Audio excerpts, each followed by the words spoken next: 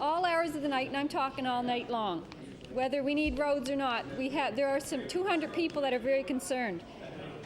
The residents do not want to go through what they went through last summer. They've been trying to cooperate with the Department of Environment, the company involved, and their MLA. Unfortunately, the requests have not been listened to. They're very reasonable. They're just asking for the quarry to stop during the night. They're looking for basic environmental controls to be put in place to protect their health. Yet the minister is refusing to help them. Mr. Speaker, my question to the minister is, why won't you step in? You have the power to step in and put in some restrictions there. The Honourable Minister of Environment and Labour. Thank you, Mr. Speaker, and I'm not aware that the quarry is being operated 24 hours a day. However, I do know that they keep long hours to ensure that they get the material that is required. I know there has been consultation with the community, with the operator of the pit, the people that are using that material, and there have been discussions that are ongoing, and I am hopeful that they will be able to come up with some type of a solution for the residents in that area. The Honourable Member for Dartmouth East on your final supplementary. Thank you, Mr. Speaker. Yes, there are some solutions, and they're looking for you to give them those solutions. These residents they lived there before the quarry moved in. I think they have some rights. Last year, they couldn't enjoy their properties. They couldn't even sleep at night. They're worrying about the effects this dust is having on their health. They don't want to endure this same problem again this year. My question to you again is, will you do 3 simple things? Restrict the hours of operation, ensure that some controls are put in place, and meet with these residents. Honourable Minister of Environment and Labour. I'll take the pavement in Yarmouth. Thank you, Mr. Speaker. Certainly, I know the discussions are ongoing with the community. I'm not aware at this time of what the actual conclusions have been, but I know the people operating the quarry are committed to ensuring good communications and making sure that they can come up with an equitable solution so that people can enjoy their properties and that we can get the road done that we need, the work done that we need to get done.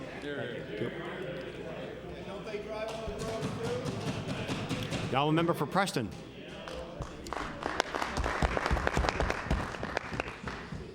Thank you, Mr. Speaker. My question is to Minister of Education. Mr. Speaker, in response to a question from my colleague, member from Kings West, the minister appeared to indicate that Nova Scotia schools are being adequately resourced. Indeed, he said there's $22 million in the budget for education this year. My question to the minister is, will he confirm in no uncertain terms that he believes that this is the case? Honourable Minister of Education. Minister of Education. Mr. Speaker, I think he asked if there's $22 million more, and the answer is yes. The Honourable Member for Preston on your first supplementary.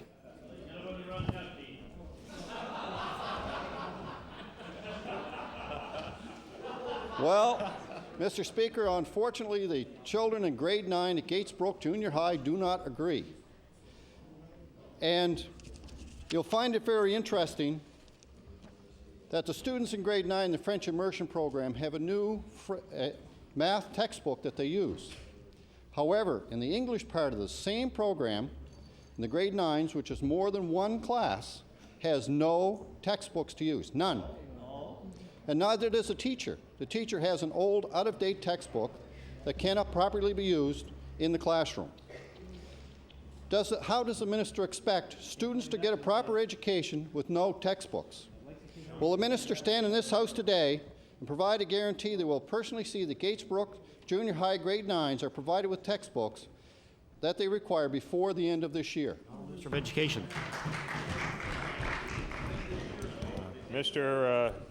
Mr. Speaker, I'd be quite happy if the honourable member wants to put that down on a piece of paper and give it to me. I'd be happy to, but to be quite honest, why are you standing here and giving it to me as opposed to giving it to the principal and the school board, who would then pass it on? So I don't know.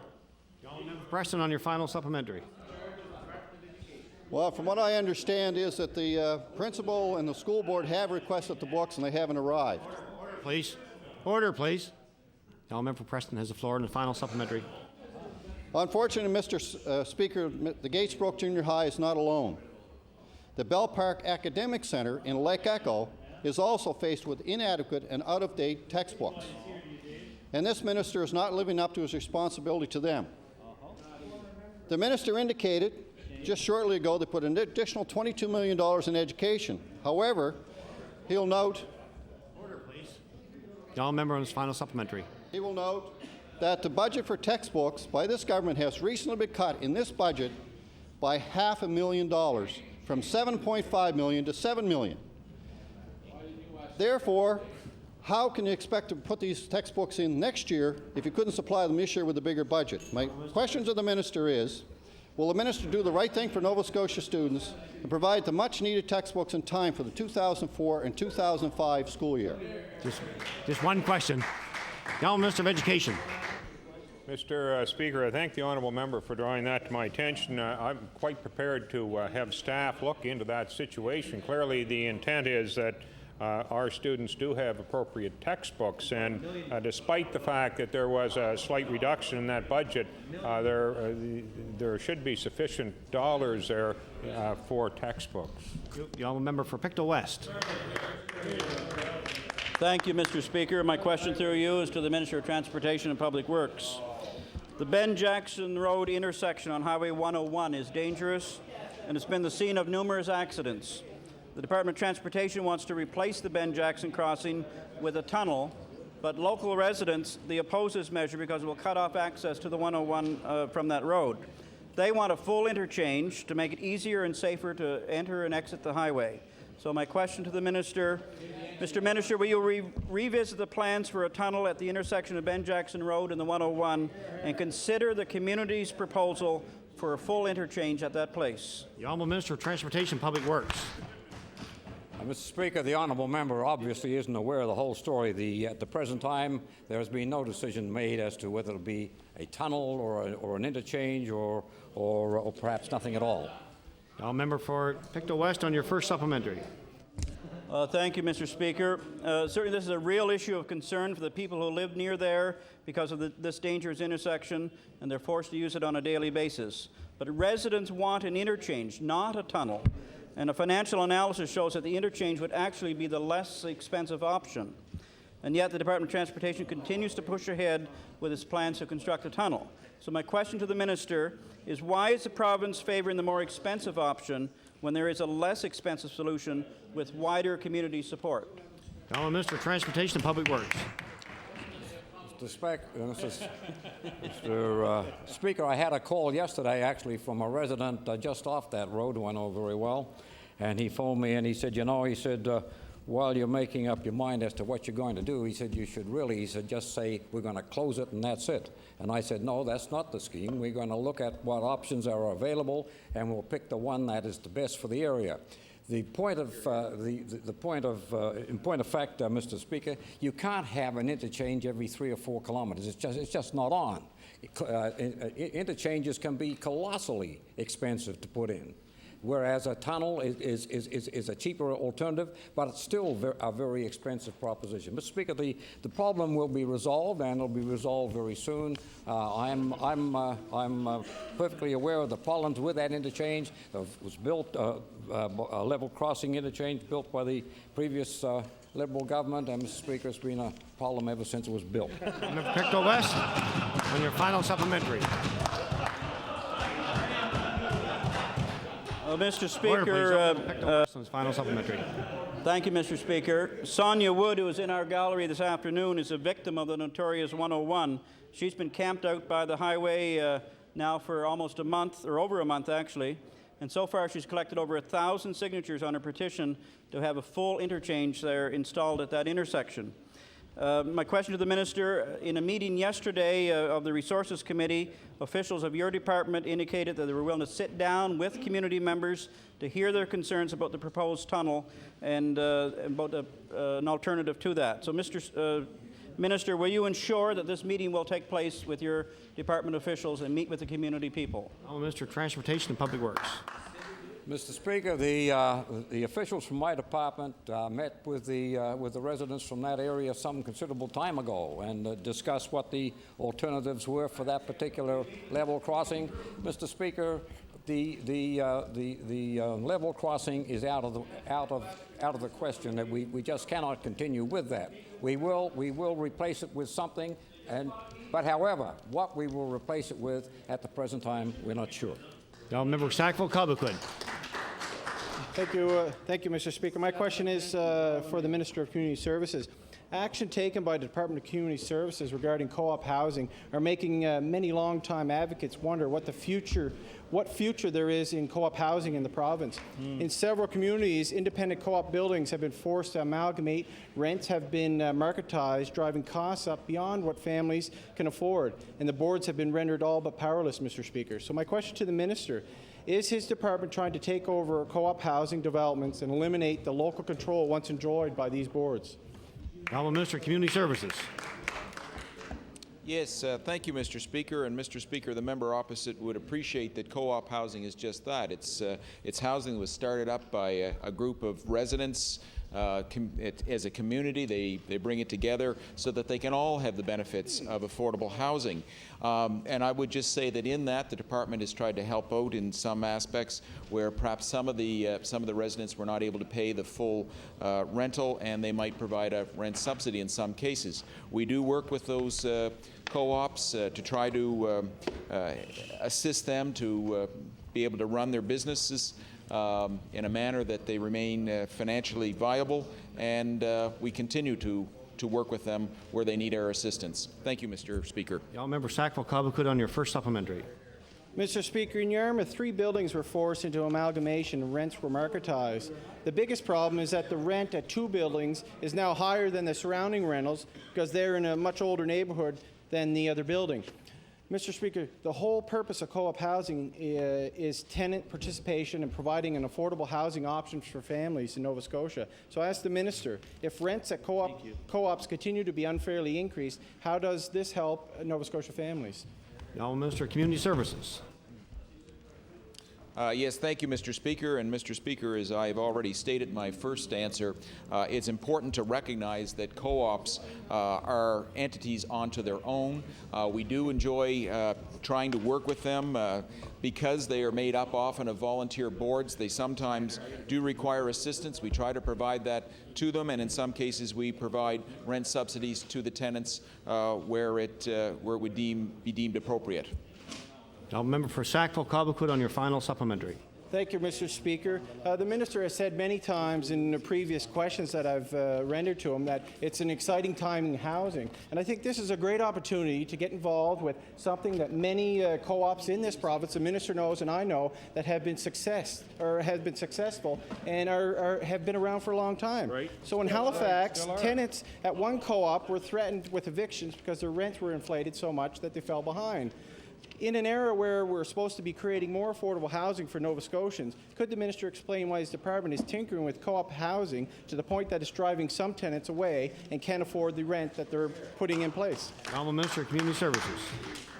Yes, thank you, Mr. Speaker. And Mr. Speaker, the member opposite has put his finger on one of the problems that's encountered by the co-ops. Again, bearing in mind it is the co-op.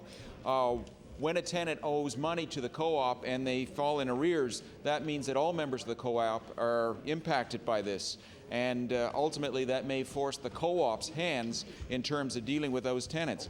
That is always regrettable, but it is the nature of the situation. Everybody's expected to make their contribution. Thank you, Mr. Speaker. Now, member for Halifax Citadel. Thank you, Mr. Speaker. My first question is for the Minister responsible for the Office of Health Promotion. The Minister and his department are responsible for blunt, direct, and I would suggest effective advertisements concerning the perils of public smoking and smoking in general. He is also responsible for the Gaming Foundation. The responsibility of the Gaming Foundation, of course, is to ensure that Nova Scotians are warned. Now, member for Halifax Citadel has the floor. The responsibility of the Gaming Foundation is to ensure that Nova Scotians are cautioned against and counseled against the perils of gaming, VLT gaming in particular, and ensuring that Nova Scotians are better informed with respect to the problems of gambling in this province. 2 weeks ago, in this House during question period, the Minister admitted that he has concerns that the foundation is sitting on millions of dollars that should be used for its original purpose, that is, to counsel people or to warn people about the perils of problem gambling. My question for the Minister is whether or not he is prepared to direct the Gaming Foundation to to ensure that the money that it presently has, or at least some of the millions that it presently has, goes toward advertisements that are blunt, direct, and offer the same solutions to Nova Scotians that is smoking advertising does? Honourable Minister responsible for health promotion. Thank you very much, Mr. Speaker, and through you to the member, I thank him for the question. Mr. Speaker, as I indicated a couple of weeks ago, we're in the process of signing a memorandum of understanding with the Gaming Foundation, Mr. Speaker. There is a significant amount of money there, Mr. Speaker, which has accumulated over time. There are many good proposals moving forward with respect to Foundation, but, Mr. Speaker, we will sign that in the weeks ahead. Member for Halifax Citadel on your first supplementary. My first supplementary is for the Minister of Health. On May 4th, the Minister of Health indicated to Nova Scotians that another study was going to be done concerning VLTs, and in particular the connection between VLTs and suicides. On May 12th, before this House in public accounts, the person responsible for the Gaming Corporation, Marie Mullally, appeared before the Public Accounts Committee and indicated that in 2002, our coroner estimates that a full 10 of the 159 suicides that he was studying were related to problem gambling. My question for the Minister of Health is whether or not he has indeed the answers he was looking for, and I ask, what is the point of any further study? Minister of Health. Thank you very much, Mr. Speaker. And the context in which I made the comments to which the honourable member refers is in reference to what the government's plans were relative to a strategy for gambling in this province, so that there is a responsible strategy in place. It was brought forward in a very piecemeal manner, Mr. Speaker. It is now appropriate for government to bring forward a strategy that is related to responsible policies around gambling, and it will take in the entire aspect of gambling in this province. Now, member for Halifax Citadel on your final supplementary. Thank you, Mr. Speaker. My final question is for the Premier. The Minister of Health just indicated that a further study was going to be done. What was indicated, according to the Chronicle Herald, was that it was going to take yet another year. 5 years ago, the Premier, with insight, set forth a process where an all-party committee studied the problems of VLT gambling in this province. The Minister of Health is now talking about another study that would take a year, and just yesterday, the Minister responsible for the Office of Health Promotion said to this floor, in answer to the question from the member from Halifax Clayton Park, that a report was going to be produced soon. My question for the Premier is whether or not we can finally put an end to duplicating studies from the Minister of Health, Minister of Office of Health Promotion, the study that you initiated, and finally take action and put the issue to the people of Nova Scotia in the fall of this year to ensure that there is a plebiscite on the use of VLTs in the province of Nova Scotia. Premier.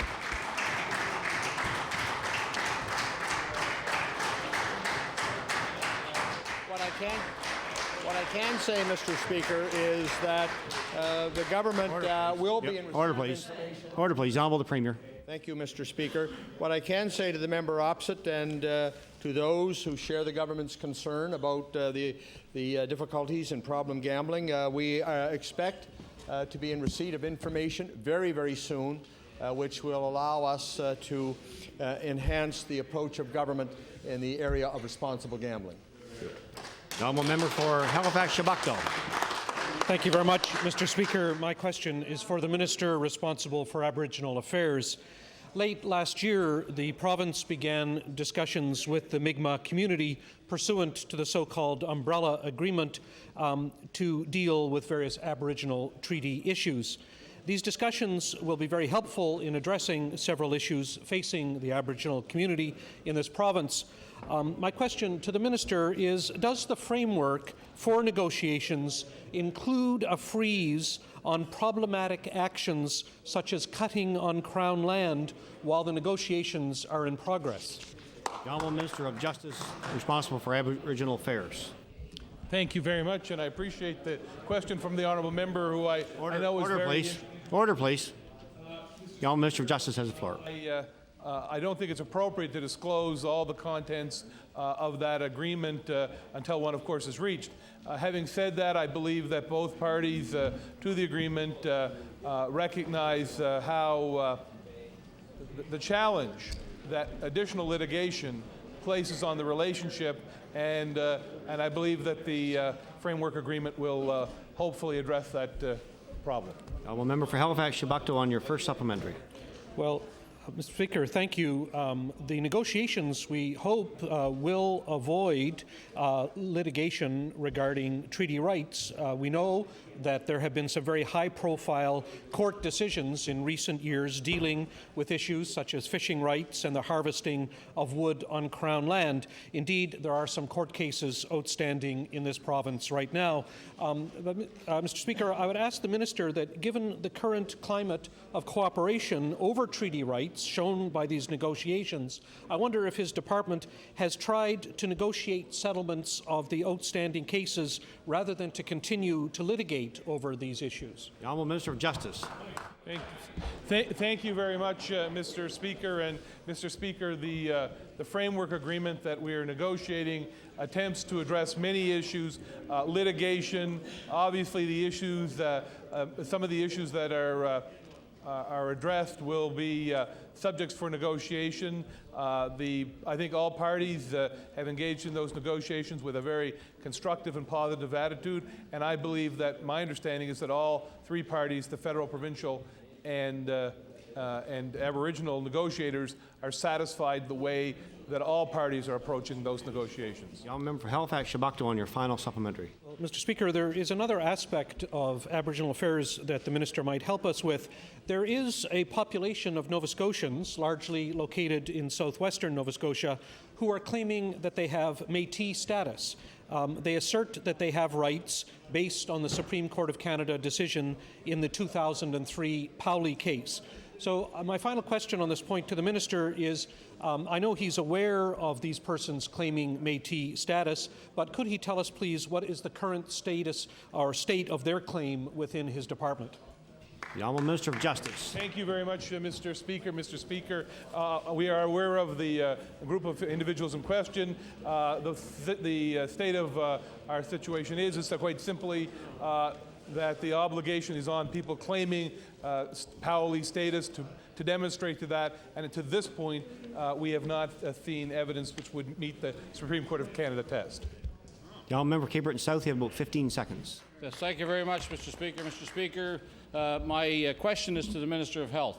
Mr. Speaker, I would ask the Minister of Health, when is he going to do the right thing and pay the health costs of the workers at the New Waterford Hospital that are being denied benefits in this province? Thank you. Order, please. Time allotted for question period has expired. And just before we go on to opposition members' business, I'd like to bring to the attention of the House some very important guests who are with us today. They're members of the Oxford Regional High School, 15 grade 10-11 Canadian History class students. They're here with Mr. Keith Hunter, who is their teacher, accompanied by Kathy Bragg-Gilmore, Alison Best, and Carolyn Bragg. And I'd like to point out for the honourable members that Kathy Bragg-Gilmore is the wife of the former MLA, Ross Bragg from Cumberland County, and his daughter, Courtney Bragg, is there as well. I'd ask them to stand and receive the warm welcome of the House, please.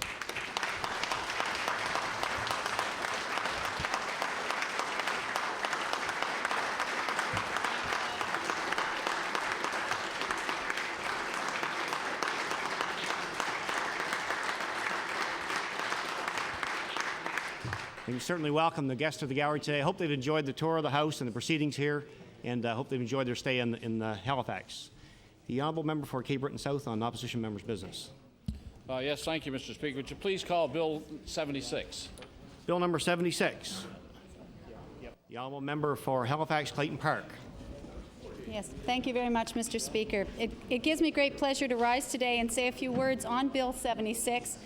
This bill is the first private member's bill that I've had the opportunity to submit to the House, and it's very important to me because of the experience I've had in my new role as MLA for Clayton Park in meeting constituents and understanding some of their concerns.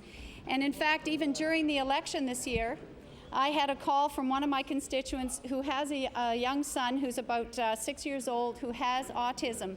And through talking to this particular constituent, I became aware of the inadequacies of the system that we have currently in place and how little help is available to her. And I think it's germane to the subject that she's a person who does not have the means to provide private care for her son. And so from the time she's arrived in Nova Scotia, which was 3 years ago, he's had no help whatsoever, really, that's been able to improve his condition. When he was finally able to get some speech therapy or speech pathology, she discovered that he fell into the category of client. Order, please. All member for Halifax Clayton Park is the floor. Thank you. In this particular case, the family had moved from British Columbia, where the child was diagnosed with autism, and where treatment is available. And when they arrived in Nova Scotia, they discovered that there was no treatment available. It took more than a year on a waiting list to get even the speech therapy or pathology that's available. And once they began to get that and actually see some results, they discovered that after 3 months of receiving the speech pathology, you're then bumped aside for 3 months in order to accommodate more children. And what happens, of course, is that the progress that your children or your child has made during that period of time is lost. They regress during it. So you're really never getting ahead because it's interrupted constantly. And again, some families may have the financial wherewithal to pick up that cost, which would amount to, quite a few $100s. I think we worked it out. It's certainly more than $500 to do that. It's more than $100 a session, and they should really be getting it more than once a week. So if you're bumped out of the system for 3 months, unless you have significant resources available, it's very difficult for a mother, especially a single mother, to find the money to provide that service. And I can tell you, just from that one case alone, it's a window into the situation that's facing probably 5,000 parents in Nova Scotia, because that was the estimated number of children that have autism. And that's a huge number of children that are being affected. And just imagine multiplying the anguish of this one family by all those others. And even those with more money, it's extremely expensive to try and provide the level of care and treatment that these preschoolers need in order to really overcome the symptoms that they are struck with. And again, if we don't move when the children are young, then we miss a tremendous opportunity, because the chance to turn around and allow those children to reach their potential and become all that they can be is lost. Really, early intervention is the only thing that's been found to be effective.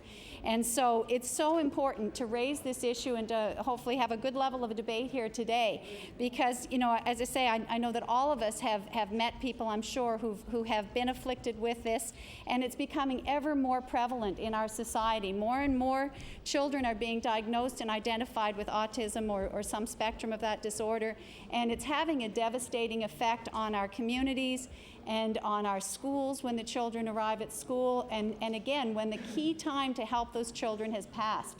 That a lot less can be accomplished once they become school age. So I'm very pleased that I was able to submit this bill to the House and that we at least are able to discuss it today.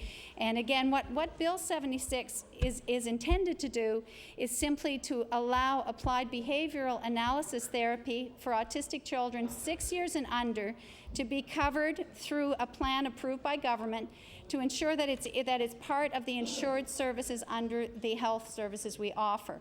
That's really what it does. It's to make it available to all citizens of Nova Scotia who have the need, who are properly diagnosed, for those young children to get the help they need.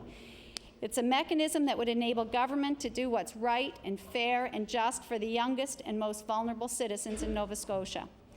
As many people in the legislature are aware, ABA therapy is covered, although it's a patchwork of hours and varying funding allotments, in virtually every other jurisdiction in this country. At present, Saskatchewan and Nova Scotia are the only two provinces in this country who do not provide funding for ABA therapy. So once again, it's just one more of those measures where Nova Scotia is falling at the bottom of the pack. Once more, not a leader, but one of the last to adopt what should be a right for these children, the right for proper treatment. If any of these children had a physical affliction, you can be sure that the treatment would be available. And that's what this mother has said to me. If my son had some other affliction, I wish he had something else because you'd help him. But you're not helping because he falls into this category of autism and we don't have the funding or the finances. And really, I hope that by the end of my discussion today, we'll recognize again that this is money well spent. If you spend the money early, you'll save it later down the road. ABA therapy is recognized by all these other jurisdictions in Canada as the best standard that is available. And in these other provinces, they do provide various forms of help. Certainly, it's not all the same. Sometimes it's capped at $20,000 a year. But there's a recognition that ABA therapy is the way to go. Mr. Speaker, our caucus would like to see the way that we treat children with autism in this province change. I do believe that it was last fall when this issue was last discussed on the floor of the legislature. In fact, during that time, it was Autism Awareness Month, and we had some visitors to the gallery who spoke about autism and who were parents of autistic children, and that's very good to raise the issue. But this is an issue that's affecting families year-round, every day, every month of the year, and we haven't provided any help. Nothing has really changed. And I'm sure that parents are wondering when, if ever, Nova Scotia is going to begin to respond to their needs.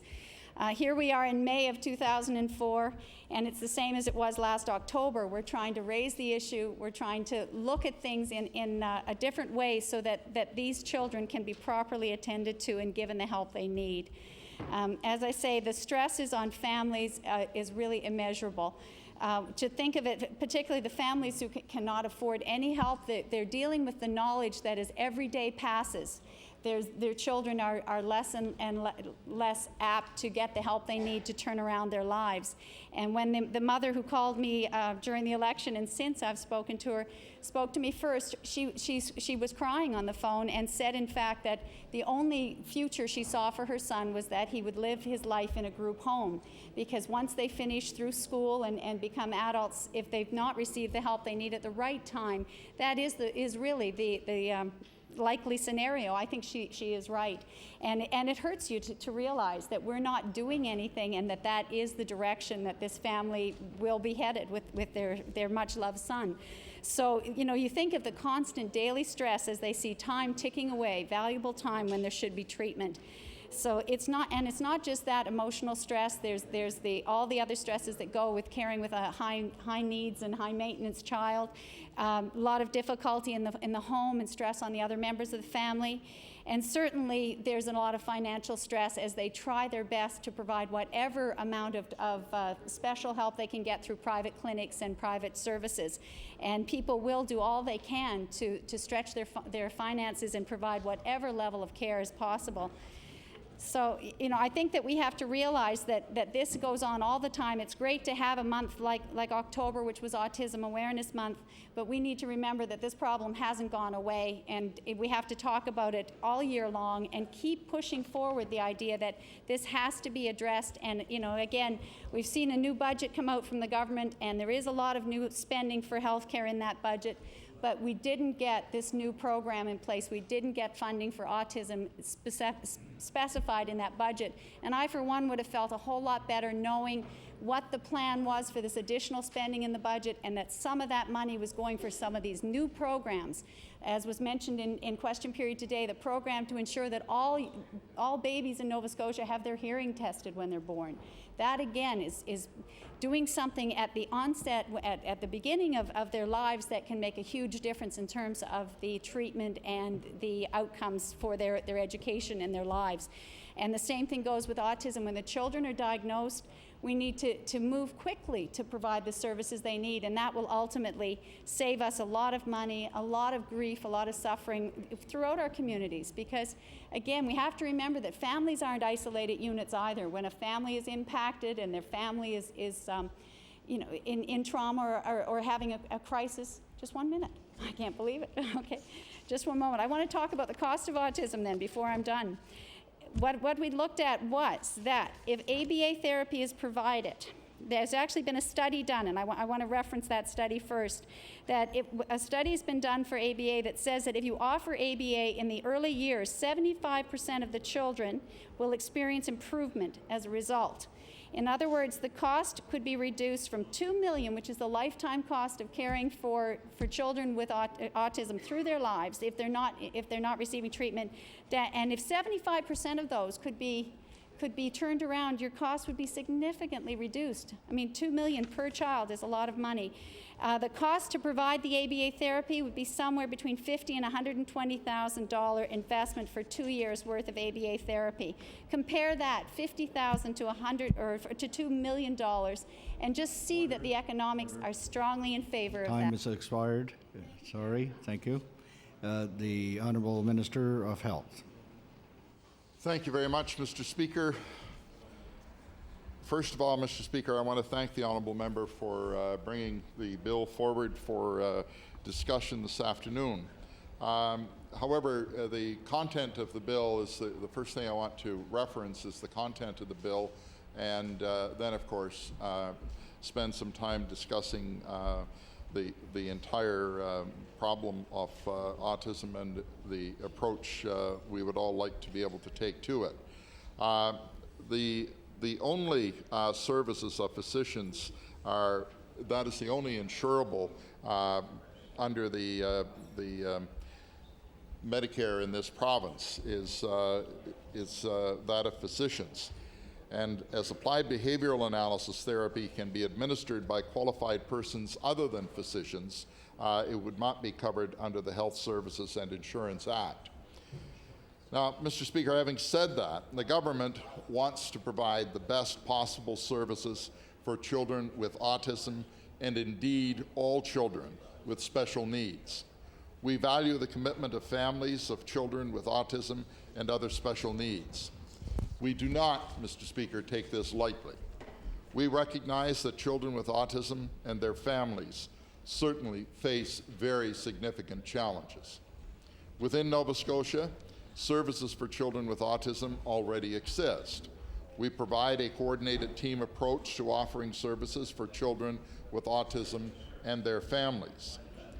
The Departments of Health, Education, and Community Services work closely together to make this possible. This government certainly recognizes the need for early identification and treatment for children with autism. And since 2000, the government has provided an additional $2 million each year to support early identification and intervention services.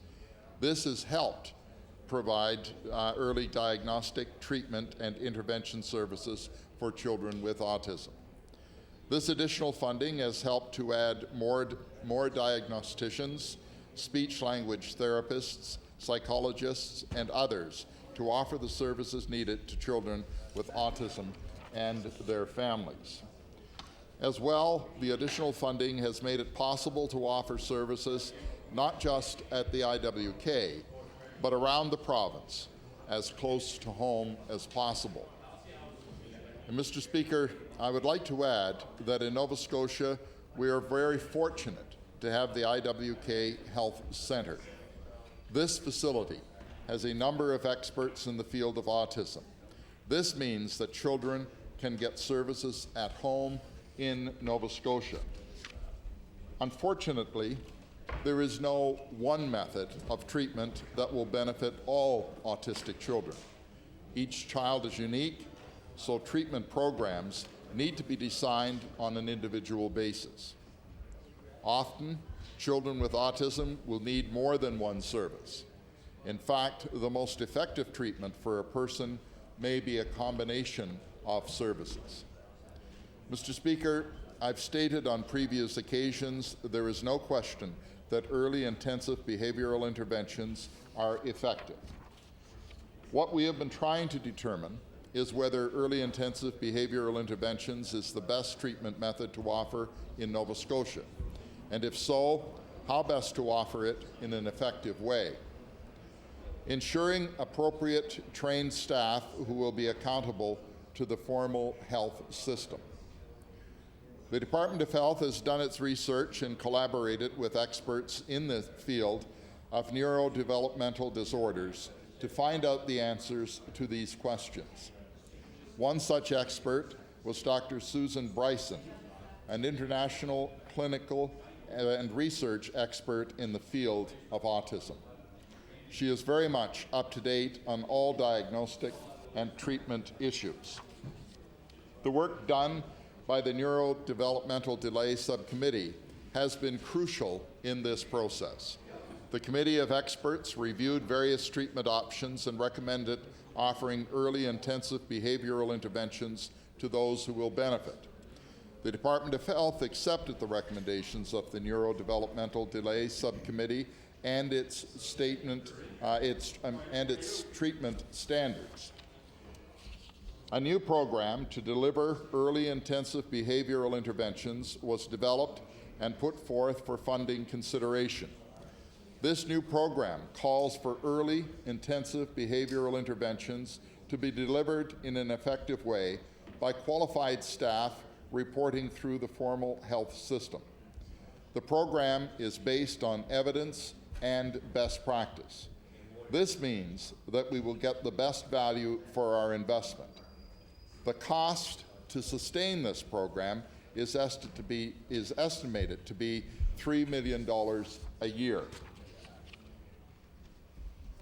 The early intensive behavioral intervention programs would be in addition to the services already offered to children with autism and their families.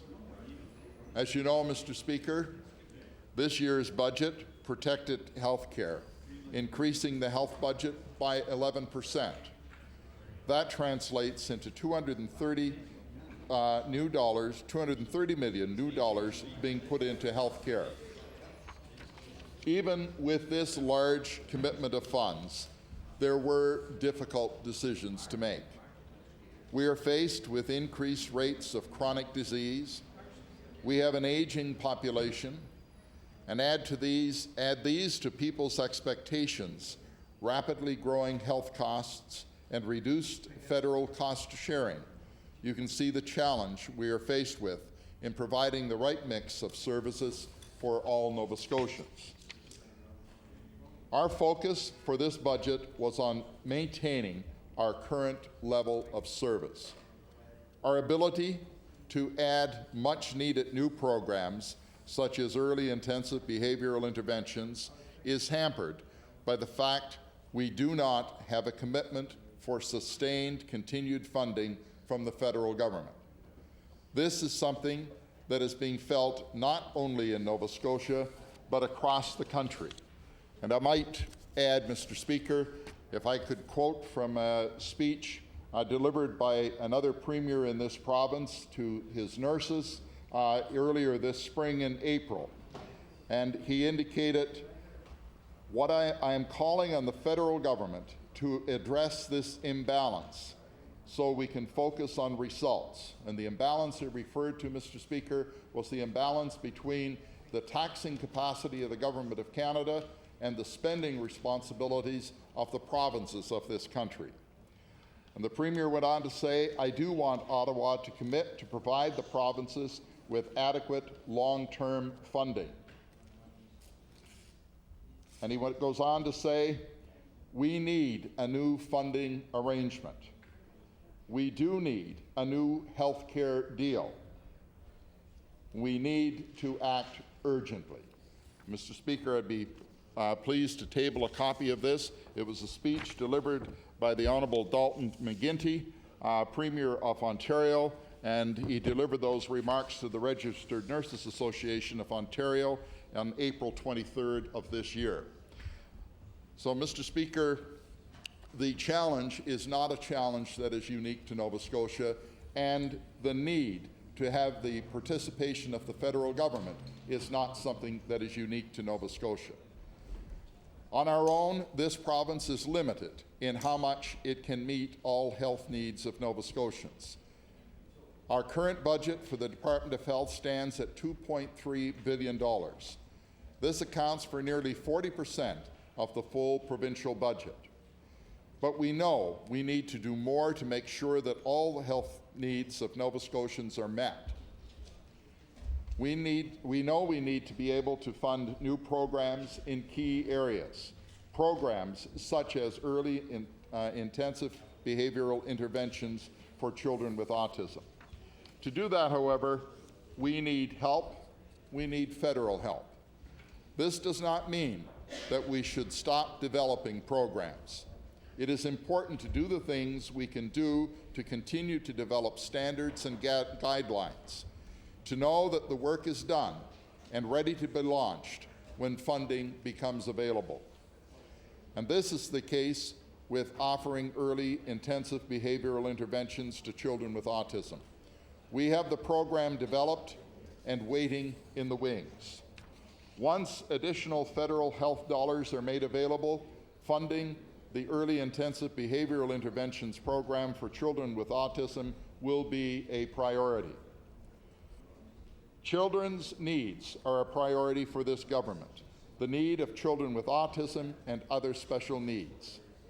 Our challenge is to make sure that the right balance of programs and services are in place to help all children.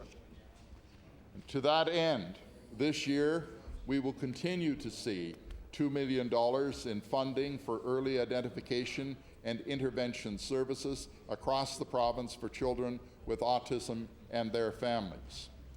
We will also see improvements to rehabilitation services at the IWK Health Centre and an expansion to genetic counseling services. We value the commitment of families of autism and other special needs, and we will continue to work with them to identify and put in place the right balance and range of programs and services.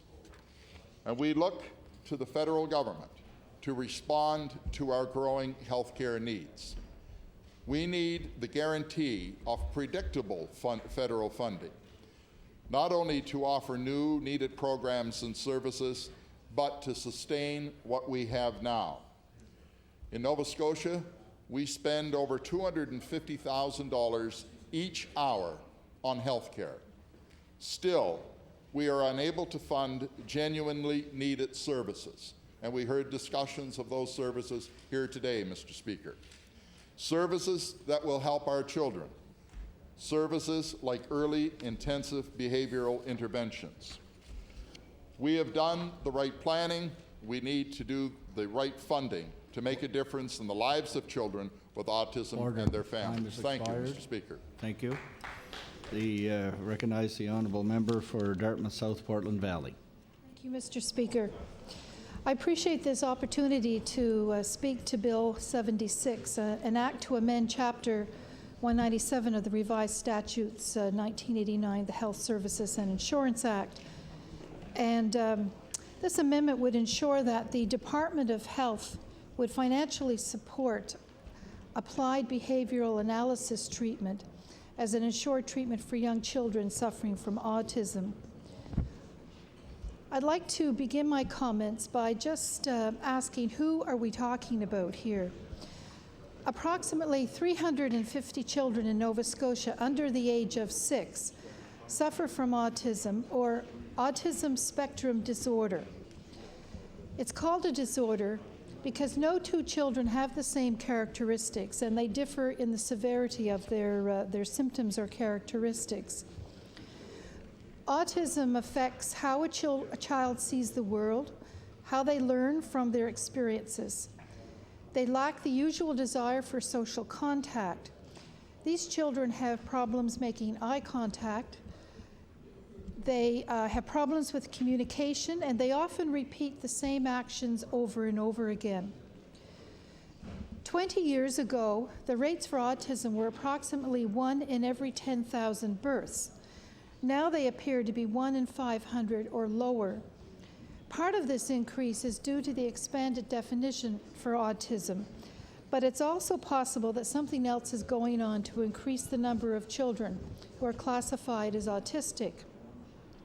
Interestingly, 4 times more boys have autism than girls, and it's found throughout the world in families of all racial, ethnic, and social background.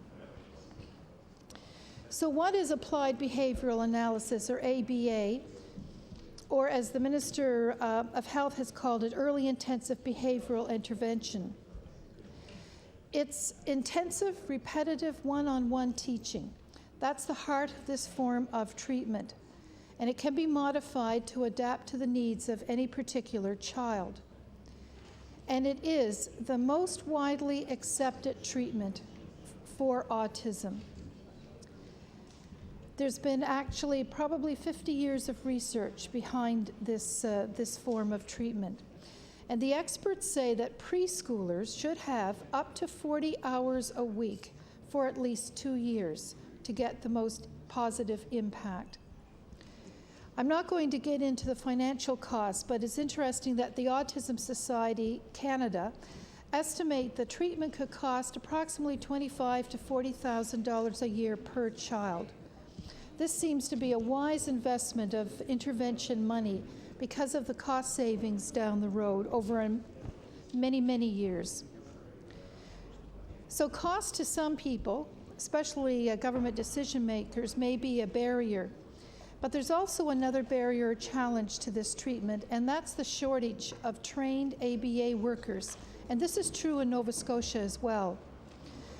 This is significant because these workers should have certification, standards, and licensing, so the quality and effectiveness is somewhat ensured. Some parents are actually taking this battle to court, and I understand that there are some Nova Scotian parents investigating this line of action in our province. The courts have ruled in British Columbia, Ontario, and Newfoundland that not providing this treatment is discriminatory, and in one case, it ruled that it's a human rights violation. So what's happening in the rest of Canada? In summary, all provinces have some form of this treatment except in Nova Scotia and Saskatchewan, although Saskatchewan does have a 2-year preschool program for children that's funded by their Department of Health. In New Brunswick, they've designated money in the 2003 budget for the treatment and training of ABA workers, approximately $20,000 a year per child. In Newfoundland, they ensure 30 hours a week in a preschool program. Ontario provides for children up to the age of 6, and there's been a court ruling to suggest that cutting off treatment at the age of 6 is a violation of the rights and freedoms of that child. Other provinces, for example, British Columbia, Manitoba, and Alberta, pay for the treatment, but limit the amount of treatment or cut it off at age 6. So Nova Scotia is lagging behind the rest of Atlantic Canada and the rest of the country in the treatment available for children with autism. Here, the waiting lists for assessment are up to a year long. Once the assessment is completed, there are limited services available. In fact, as has been heard with my colleague from Halifax, Clayton Park, parents are actually asked to accept timeouts from the treatment for their children. So for example, speech therapy might be provided for 2 or 3 months, and then there's a similar 2 or 3 month timeout when that treatment is provided to another child in the province. These cause negative impacts because early treatment can make a real difference. Parents and researchers and medical professionals often call the early years a window of opportunity. And some parents are forced into supplementing the treatments with additional services that they're either paying for out of their own family pocket or they're borrowing money from banks or other family members to provide these additional services, because they recognize that once the child enters school, the same level of progress will not be expected from these early intervention treatments. So what has Nova Scotia done to date? The minister has reminded us that $2 million has been put towards reducing assessment wait times and providing early treatment. But we haven't seen any evidence that these additional resources have been provided for treatment. Once assessed, children can qualify for speech therapy for only limited times, and there's also the possibility of limited respite. Rural families face transportation challenges, both time, distance, and financial. As has been suggested, the IWK Health Center does provide a number of services for autistic children, but that requires a lot of travel for people from, especially from Cape Breton, northern Nova Scotia, and the Yarmouth area. Plus, these parents and family... Order. The honourable member for Dartmouth South Portland Valley has the floor. Thank you, Mr. Speaker. So this causes tremendous financial impact on these families who, in addition to possibly having to provide extra treatment for their own children out of their own financial resources, are having to pay these extra sums to travel, to take time off work. This is compounded by the problem that parents face in that the assessment and treatment process is incredibly confusing. They report to us that the services are not coordinated, there are long waiting lists, they don't know from one quarter of the year to the next what's happening, and they experience extreme, incredible frustration as they see these valuable early years and opportunity passing by without the full impact and the full treatment that they know should be available to their children. They're stressed out from the financial pressures, they're stressed out from the additional responsibility, the caregiving duties, and the fear of the future for their children. So the NDP would encourage the government to provide a continuum of timely and continuing supports for children, including the ABA treatment or the early intervention, the minister called it? Yes, but he had another name. Early intensive behavioral intervention, I think, is the term being used here in Nova Scotia. We're pleased to hear that there's a plan of action in place and that when the $3 million is available, it will be put into immediate action. But we'd like to encourage the government to see this as a much higher priority and not wait for another level of government to make the decision or for the courts to make a decision. These children are very important, not only to their families and their communities, but to all Nova Scotians. And it's been proven time and time again that this type of early intervention has remarkable success, and it could provide the investment in the early years means that later on these children could become much more productive citizens of this province, and that they will not have to rely on additional health and community services funding. So we would like to encourage the government to cover the cost of this treatment. And in the meantime, we'd like to encourage the government to look at some of the issues, the challenges facing parents in terms of the transportation to services, the lack of coordination among services, the lack of communication, and possibly set up some additional respite and caregiving support to allow them to handle the pressure in the interim. 1 minute. So, Mr. Speaker, this is a very important and timely issue, and our party would like to encourage the government to take action as soon as possible and to put to apply resources immediately to alleviate some of the stress and concern that the families have, especially, as I said, in terms of communication and access to continuing services, and as soon as possible to make the $3 million a year a priority. So we would certainly encourage this type of action and wish the Department of Health all the best in this endeavor. Thank you. Thank you. I'll recognize the honourable member for Halifax Citadel, and I believe you wish to start with an introduction. Yes, Mr. Speaker, I would like to start with an introduction. In the East Gallery with us today are two activists with respect to ABA therapy, two people who have tenaciously fought for the identification of this issue and support from the minister. I know that the minister would be familiar with the names of both of these women, Ms. Jolynn Fenton and Ms. Tracy Avery, both of whom are mothers of children who have autistic tendencies or are in the ASD spectrum, and I'd ask that they please stand and receive a warm welcome from the House.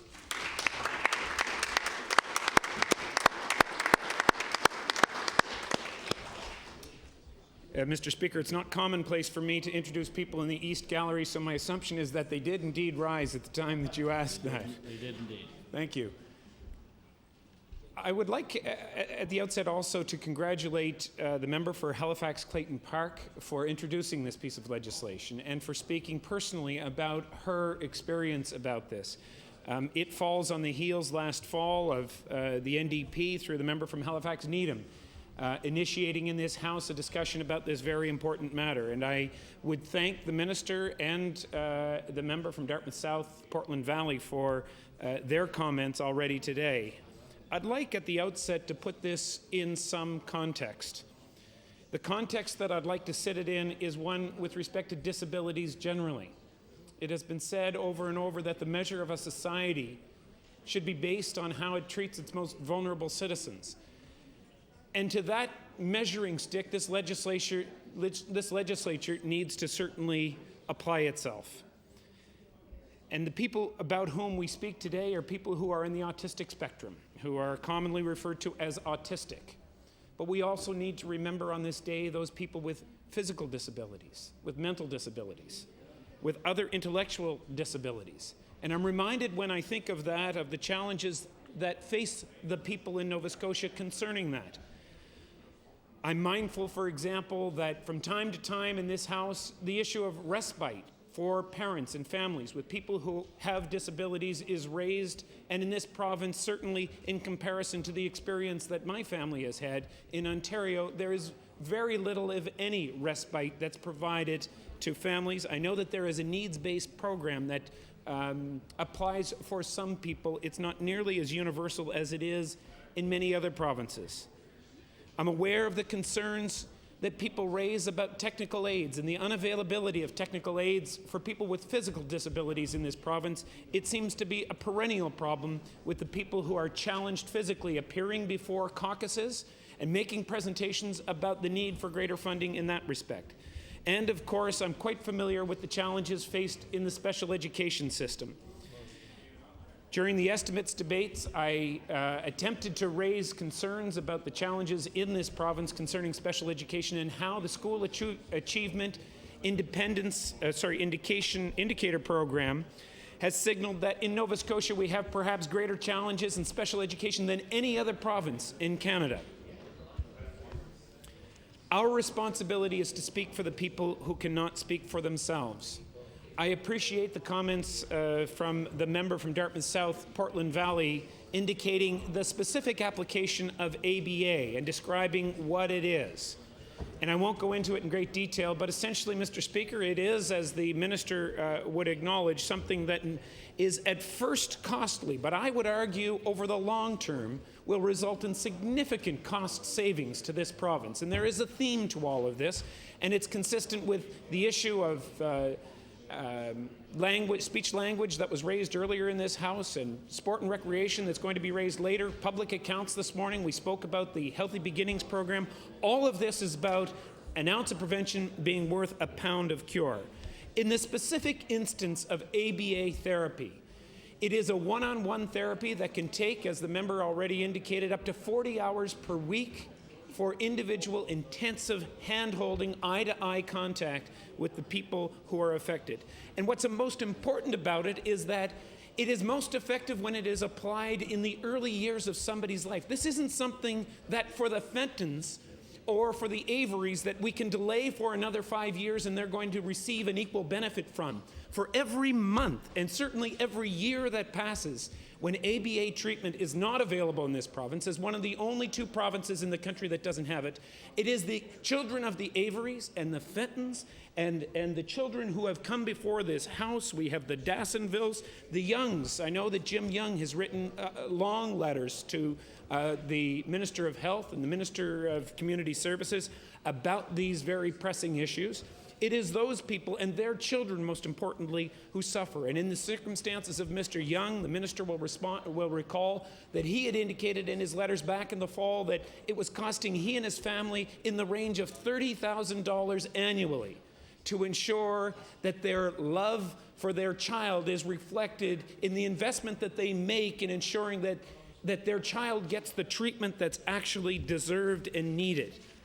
ABA is considered to be the most effective treatment for autism. And I know that the minister referred to Dr. Sarah Bryson's work and the report that she has produced. My understanding of what Dr. Bryson has come up with is that while the issue of autism is, of course, complex, this report includes recommendations for the province to actually go forward and take the step that the other Atlantic provinces have already taken. They confirm what has been known for decades, and that is that ABA therapy actually works. And I would give the minister lamented that the province could not go forward given the fiscal constraints, blamed Ottawa, and I'll deal with that in a moment, the fiscal constraints that it's under, that it can't go forward with ABA therapy. It's amazing to think that the province of Newfoundland, with the challenges facing it fiscally, have the opportunity to go forward. And I would recognize that the Department of Health has done things over the last period of time. The $2 million investment that the minister has referenced is significant. Dr. Bryson is internationally recognized as a leader in the area of autism, but clearly more needs to be done. And if it's not done by this department, it's going to be forced upon us because, as the minister would know, there is a case before the Supreme Court of Canada that deals specifically with this case, with this issue. It is the Otten case.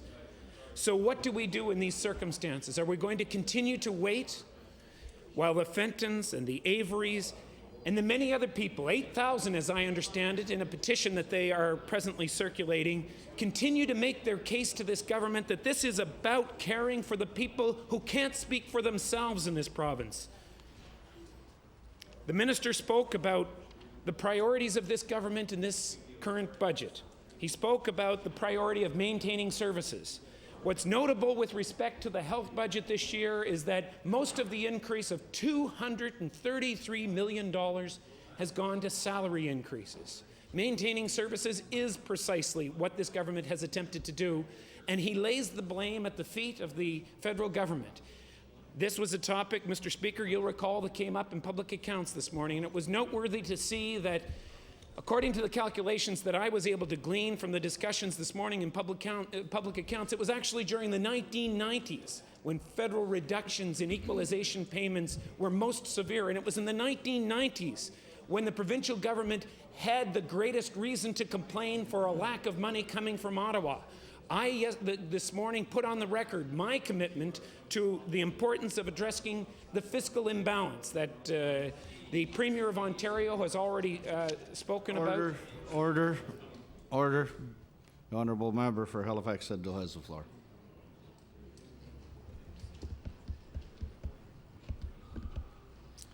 Go ahead, member. Thank you, Mr. Speaker. This is about more than maintaining salaries. This is about more than just maintaining the status quo. This is about more than blaming Ottawa once again. We didn't blame Ottawa in the 1990s to the extent that we do right now. We have more money than we did before. In the year 2001, as I recall it, $18 billion new dollars were provided to health care to the provinces. And just this past year, there was $36 billion additional new dollars. And then on top of that, there's $2 billion more. But all that it seems that we hear about is how Ottawa has managed to ensure that the provinces aren't receiving their fair share. Blaming Ottawa and not providing the kind of leadership that is needed. What the families who have children who are dealing with this are looking for is a real, concrete response. As the member from Halifax Clayton Park had indicated, this is about an ounce of prevention being worth a pound of cure. In her remarks, she indicated how over the period of somebody's lifetime, without some adequate treatment, somebody with the autistic spectrum disorder challenges can cost an additional $2 million to government coffers. $2 million. But with an investment over time, even for a period of 2 years, when somebody is very young, we can save up to $1.5 million on that personal loan. This is about the ounce of prevention being worth the pound of cure. This is about recognizing that the people who can't speak for themselves need to have a voice in this legislature. And for so many other reasons. And I'm sure that the minister responsible for the Office of Health Promotion is tired of hearing me say this over and over. We need to invest early to save over a long period of time. It was a year ago when I spoke about the challenges in this province of a government that only focuses on the sick fish that float down the stream instead of going upstream to find out what was causing the problem in the first place. We've got to be more we need to show more vision. We need to recognize that clearly we have an opportunity to invest, to save, and to improve people's lives over time. This is an issue of great importance. As the member from Dartmouth North would appreciate, this is an issue about people with disabilities. This is an issue that requires people's careful attention. Whether it is about speech-language therapy, whether it's about healthy beginnings, sport and recreation, and today, ABA therapy, the strength of our society will be measured by the way that we treat our young people, and if we don't act on this important question, then it will be, over time, a measurement that we don't properly live up to. Thank you very much. Thank you. I'll recognize the Liberal Deputy House Leader. Speaker, we'll call Bill number 53, an act to amend Chapter 4 of the Acts of the 1994-95, the Gaming Control Act. Bill number 53. Thank you, Mr. Speaker. And the honourable member for Annapolis is going to speak. Thank you, Mr. Speaker. I'll share some of my time with my colleague from Victoria the Lakes. Thank you, Mr. Speaker. It is a pleasure to speak to Bill number 53. The significant bill calls on the Nova Scotia government to commit 10% of lottery revenues to sport and recreation. 10% is a small step, but it would show a commitment of government that they are serious about population health. Mr. Speaker, in fact, I would like to see the day when that 10% would be increased. This measure will mean approximately $5 million more in the sport and recreation programs in Nova Scotia. There has never been a better time to enact this bill than right now, Mr. Speaker. The Atlantic Lottery Corporation is increasing its 649 tickets by $1 later this year. The additional revenue that this will generate will go a long way to fund this bill. Mr. Speaker, I want the government to understand that putting that extra money into larger prizes will be failing the youth of our province. This is a wonderful opportunity to take revenue and pass it on to those organizations that are in desperate need of funds and allow them to direct it to a target area which would pay dividends down the road. Government must do more to enhance the physical well-being of Nova Scotians. While providing more money is an important first step, what really needs to happen is a complete change of direction, Mr. Speaker. Members are having a great deal of difficulty trying to hear the Speaker. Please keep the noise down. The honourable member for Annapolis has the floor. While providing more money is the first important step, Mr. Speaker, what really needs to happen is a complete change of direction. Physical education should not be something that our children participate in once or twice every 6-day school cycle, if they are lucky. It should be a mandatory part of the school curriculum. It is time to make physical activity a centerpiece of government policy, both through education and activity promotion. The key to a healthier population involves the promotion of a health and wellness culture, a culture that encourages people to make healthier eating choices, become more active, avoid health risks, and stop smoking. Mr. Speaker, if this government supports those goals of a healthier population, then the first step of making it happen should be with the children of this province. Nova Scotians have the second lowest life expectancy in Canada. We have the highest rate of death from cancer. We have the highest rate of death from respiratory disease. The cost in human suffering is tragic. The cost in economic terms is also unacceptable. These statistics are staggering, Mr. Speaker. And although I realize there is no short-term fix which will improve these overnight, I believe if we start today towards investing in the health and wellness of our children, we will see a long-term gain for Nova Scotians. Mr. Speaker, every dollar we spend on healthy living now will save the healthcare system down the road. The GPI Atlantic has estimated that premature disability and death as a result of smoking, obesity, physical inactivity, and poor nutrition costs the Nova Scotia economy $700 million every year. Mr. Speaker, what we are asking for in this bill is 10% of the lottery revenue, or $5 million. $5 million invested now to start saving on that $700 million. Just imagine if we spent that money in the physical education programs, or on smoking cessation programs, nutrition programs, investing towards a healthier lifestyle. North Karelia in Finland is an example of what can be accomplished. It is one of Finland's 11 provinces which had a population of 180,000 people. It had the lowest socioeconomic status in their country. Their primary industry was farming. In 1972, their population had a poor diet, a high rate of smoking, low levels of physical activity, and high alcohol consumption. They had the highest record of morbidity and mortality rates of cardiovascular disease in the world, Mr. Speaker. By 1992, the rate of cardiovascular disease and mortality declined by 68%. Coronary heart disease and mortality declined by 73%, and cancer mortality declined by 17%. All because of the investment by government. Mr. Speaker, this decline happened because government made a choice. They chose to support the citizens of North Karelia. I am sure their government had its own problems. Instead of being short-sighted, they looked forward, and that is what this bill does. It begins, all but in a small way. It allows our Department of Sport and Recreation to begin to promote and financially support the health and lifestyles, a healthier lifestyle for Nova Scotians. We have the ability to do better, Mr. Speaker, but what we need is the political will. Thank you. At this time, I'd like to share my time with the member from Victoria and the Lakes. Member for Victoria and the Lakes. Thank you to my colleague. Mr. Speaker, I'm very proud to announce here this evening that we have found gold in Cape Breton. But who cares? Mr. Speaker, I'm going to read here. Well, let me tell you then, Andre White of the Tommy Gordon Boxing Club in Florence, Mr. Speaker, captured a gold medal honors in the heavyweight division at the Canadian Cadet Boxing Championship in St. Catharines, Ontario.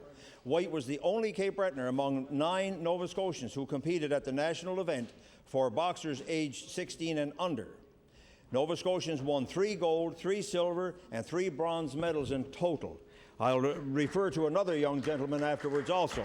Thank you very much to the members opposite. Mr. Speaker, Andre White, as I said, he's 16 years of age, belongs to the Tommy Gordon Boxing Club, and Mr. Speaker, he's done that without any funding, by he and his parents and the goodwill of some of his neighbors, putting on bottle drives and things like that to raise funds to go there. There was no funding for him under the Elite Athlete Program. And Mr. Speaker, one of the problems that I do have is the fact that I understand from Brian White, Mr. Andre's father, is that the total amount of funding for the boxing clubs in Nova Scotia, there's 26 boxing clubs, and they are funded to a total of $2,000 that must be split among 26 clubs. Mr. Speaker, if my mathematics is right, that's $76.24 per club. The Tommy Gordon Club has 30 members and a lineup of young people waiting to get in. What I want to focus on is why, the father said to me, why would these kids want to vote? A politician will come to their door looking for support, and the kid is going to say, what did you do for me? This young man is a role model for any young person who is having difficulty in life and wondering what to do. And here's a role model that should be searched out and put on a pedestal and congratulated for what they're doing. He won the provincials, he won the Canadian Nationals, and now he has his sights on the Olympics. And Mr. Speaker, I'm focusing on this gentleman this evening because I hope that funding will be forthcoming in the future with our applications. I go now to young Daniel Canning, who I referenced in this chamber before, another 16-year-old who won silver at the Canadian National Powerlifting Championship in Ontario and has since won gold in Bridgewater.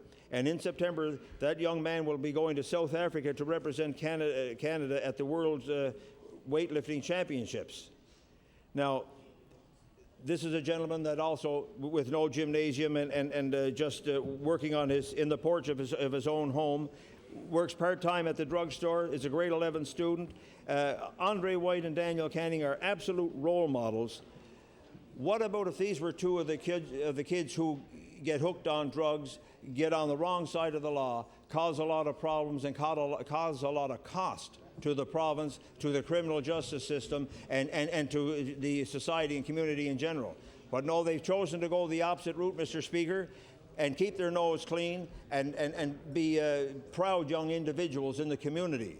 I think they should be recognized, they should be funded, we should search them out. If this was the U.S. or maybe a larger center that they were coming from, they would be the heroes of the community and paraded around, and rightfully so. And this is what I intend to hope that we can do with these gentlemen. One of them already received a Dear John letter that I referenced in here, that the funding was not available for them, but at the same time, feel free to apply again.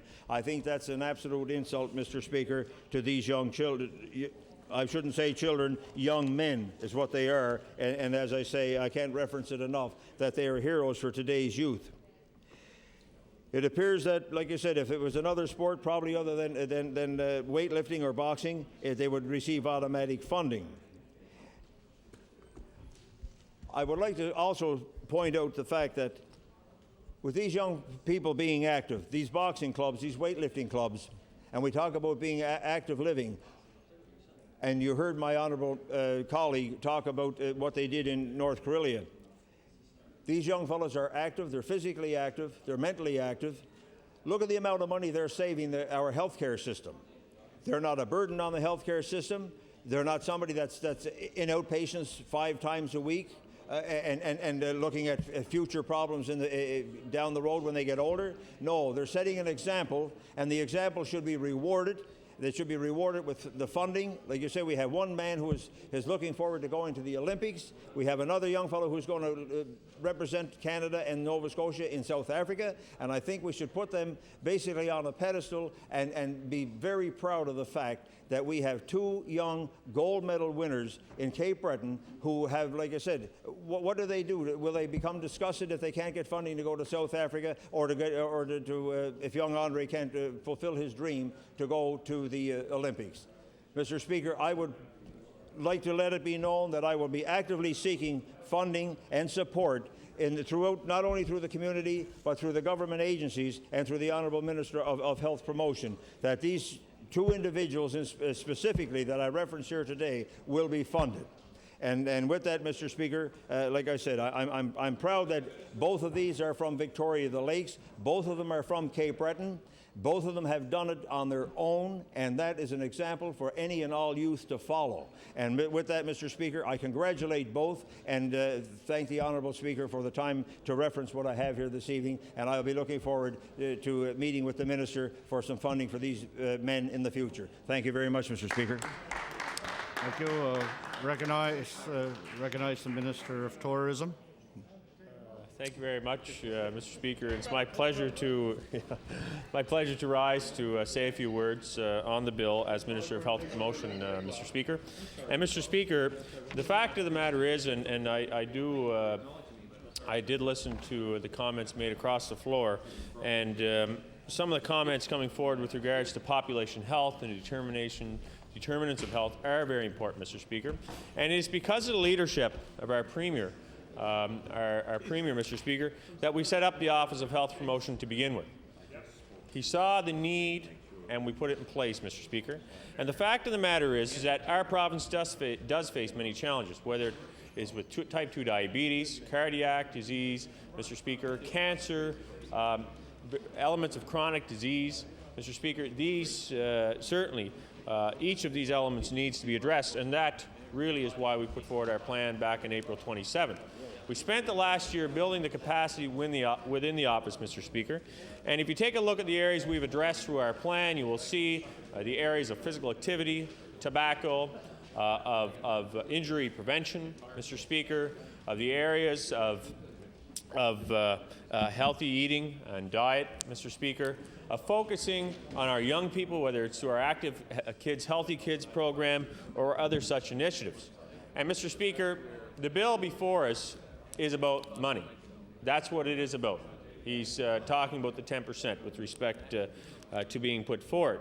The fact of the matter is, Mr. Speaker, we have made a commitment to double the Office of Health Promotion's budget from $15 to $30 million over a 4-year period, which is a significant investment, Mr. Speaker. We have already increased it this year by $3.6 million, and we are seeing significant investments, whether it's in our tobacco strategy, over $2 million, Mr. Speaker. Under the previous government, what was there for the tobacco strategy? Well, Mr. Speaker, there was no tobacco strategy. What was there for the Active Kids, Healthy Kids strategy, Mr. Speaker, in our schools? Because I know I was there. What was there for active communities? What was there for active school communities? What was there for active transportation? Well, Mr. Speaker, there was no plan under the previous government. The fact of the matter is, Mr. Speaker, this government is not talking about taking initiatives. This government is taking initiatives. And, Mr. Speaker, if I take a look at the past week, Mr. Speaker, just yesterday I was across the water in Dartmouth and joined by a number of senior citizens, Mr. Speaker, and in fact the member the member for the area, the member for Dartmouth, South Portland Valley, was there to join me because it was an important event. And Mr. Speaker, we announced $300,000 worth of funding to go towards preventing falls for our seniors. Because, Mr. Speaker, and that member has an interest in that because she was part of the Community Links program, a very good program, to look at that very important issue, to address the issue not just here in HRM but across the province.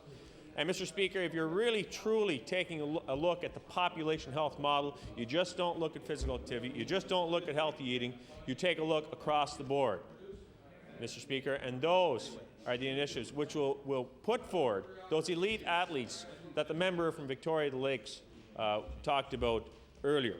Today, Mr. Speaker, I had the opportunity to make another announcement in Sydney, Mr. Speaker, and we announced over $300,000 with the District Health Authority in the Cape Breton region. Issues addressed towards healthy eating, issues directed towards community capacity. So, Mr. Speaker, that money can supplement the money we already put towards our community health boards, the over $300,000 we already put. Those are the types of initiatives which are going to make a difference. Mr. Speaker, we spent the last year putting the appropriate plans in place so we can truly make a difference. One of the issues that my colleague from Truro, from the Truro Bible Hill, is that correct? Truro Bible Hill, moved forward on when he was Minister of Health was that of tobacco. And, Mr. Speaker, there is an excellent example of a strategy, a comprehensive strategy, which takes a look at the education, the social marketing, which takes a look at the need for cessation programs, which I should add, Mr. Speaker, this government took a leadership role to put in place those program dollars for those programs throughout this province, Mr. Speaker, and they're being utilized. And they're being utilized in a manner which is reflective of how they should be through the Addiction Services Program. And, Mr. Speaker, it's because of that minister that we move forward on the policy aspect as well. And it's because, Mr. Speaker, that this government took a leadership role in respect to that smoking rates in our province has dropped from 30% down to 25%, Mr. Speaker, and this year they're going down again. And, Mr. Speaker, the 6-month data for that is very positive. We're looking at least 22%, so we're going in the right direction. Do we have a lot of work to do, Mr. Speaker? We certainly do. And, Mr. Speaker, what I can tell you is when we come into government, Mr. Speaker, and I can tell you when I was in my previous life as an educator, I saw the neglect which was happening under the previous government. And I see the neglect happening with their cousins in Ottawa today. And whether it's taking money away from this province in a number of areas, whether it's through the offshore, or whether it's through our healthcare system, or whether it's through our roads and my colleague transportation dealing with that issue, what they are doing, Mr. Speaker, time and time again, is forcing their hand on our Minister of Finance, which makes it that much more difficult for the Office of Health Promotion to have even more money, Mr. Speaker, but we are committed to it. The fact of the matter is, I guess it's a prime example of robbing Peter to pay Paul. That's probably the best way to describe it, because those dollars just keep on going to Ottawa. What we need them is to also put in priorities that we have, Mr. Speaker, with respect to the issues of health promotion. Now, the facts speak for themselves, Mr. Speaker. We have a CEO in place, Mr. Speaker, with respect to the Deputy of Health right now. Our Executive Director Scott Logan is very well respected, was heavily involved in sport in Nova Scotia in a previous life, very well respected.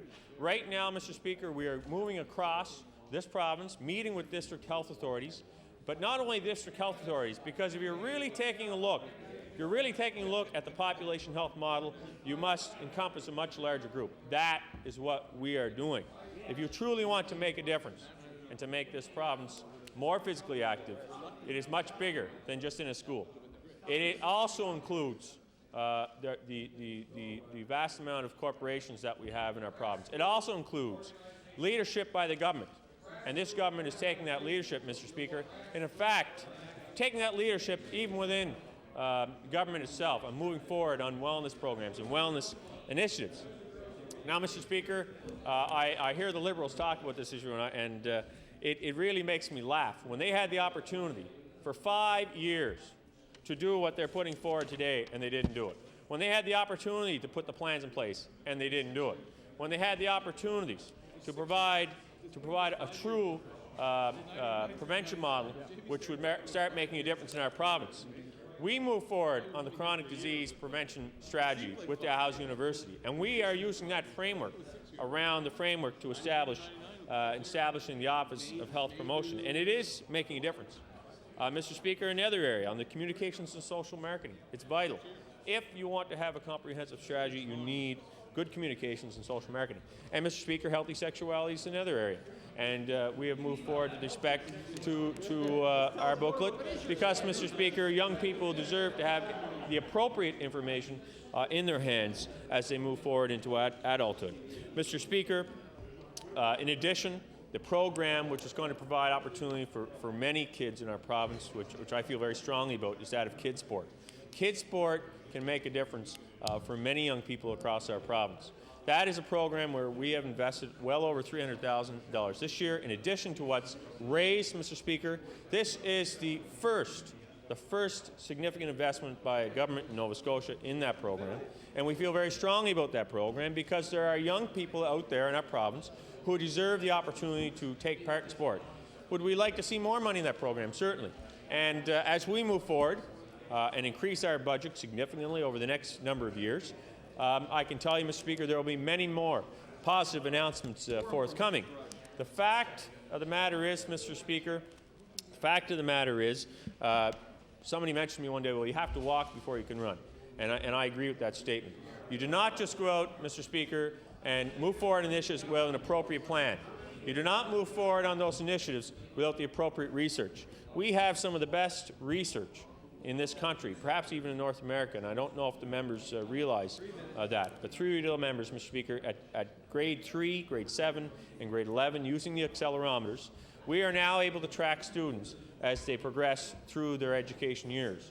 And that is not just data, Mr. Speaker, taken or data coming from a feedback sheet. That is data that is scientific data, some of the best research.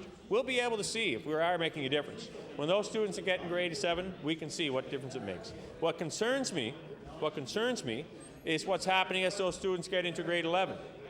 And I'm very familiar with students in grade 11, Mr. Speaker, because having taught the Physically Active Lifestyles program, having taught the Career and Life Management program, I know, as well as the high school physical education program offered, I know the challenges. And it's not that long ago, Mr. Speaker, I was in a classroom and I faced all the cutbacks under the previous Liberal government. I remember the cutbacks that they imposed in our schools, especially in the Straight Board. I remember when they made decisions and ignored the people of Waikagama and Judik and Mabu and Inverness, Mr. Speaker. I remember that.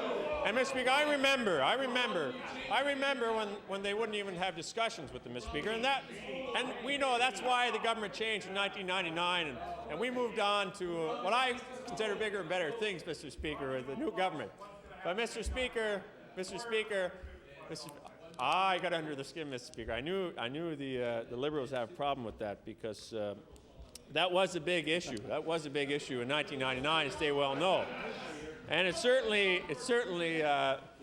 didn't hurt, I know, the incoming member at the time. But, Mr. Speaker, I have to get back to the bill. I should get back to the bill because I don't want to go on those rabbit tracks with those across the floor. The fact of the matter is, Mr. Speaker, The fact of the matter is, Mr. Speaker, is that we face challenges in this province. The question is, are we up to the challenge? And Mr. Speaker, I can tell you, it is because, as I mentioned, the leadership of our Premier, the leadership of this party and this government, Mr. Speaker, that we are able and have the ability to move forward on the best research possible, on the best planning possible with those who are at the grassroots of our province. And we will continue in that manner, Mr. Speaker. And we will not go off on rabbit tracks with percentages and certain numbers. We will make an investment. We will not talk about making an investment. The people of this province know. They know what happened from 93 to 99 and what didn't happen. They know what is happening now, and I can tell you what is happening is very positive. Community health boards are talking about it. District health authorities are talking about it. People are speaking about the positive things happening, and that's the end of my time, Mr. Speaker. I could go on longer if the members want, but I'm sure they're willing to go across. Thank you. Thanks, Mr. Speaker. Recognize the member of Dartmouth North. Thank you. Thank you, Mr. Speaker. And I wager to bet, Mr. Speaker, that... Order, please. Order, please. What happened? Anyway, the member of Dartmouth North. I wager to guess that the Minister of Health Promotion in his portfolio would obviously be quite capable of debating this important issue, because that government has been the government in power for approximately 5 years now. That government, if that government was interested in making sure that the healthful well-being of our Nova Scotian citizens were #1 on top of its priority, would have started spending the dollars before this bill even entered the floor of this legislature. As a matter of fact, Mr. Speaker, this bill would have never had to enter the floor of this legislative assembly. And I'm talking about Bill 53, Mr. Speaker. Bill 53, which implies within the bill that it takes 10% of the ticket lottery revenue and put into sport, recreation, and facilities. Now remember, Mr. Speaker, that in fact there is a business plan from the Gaming Corporation, and we have been provided that business plan during budget estimates. And in that business plan, Mr. Speaker, I want to say that in fact it says... Order, please.